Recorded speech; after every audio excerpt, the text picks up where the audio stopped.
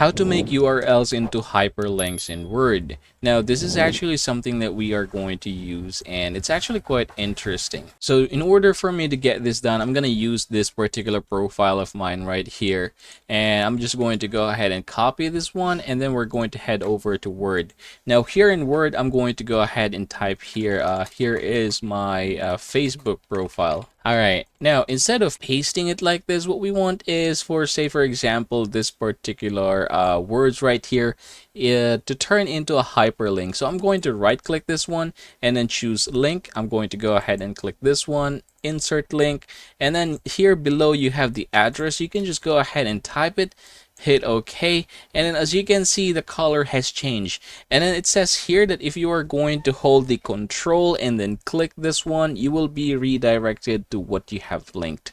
And yep, that is how it's done, everybody. I hope this video helps you out.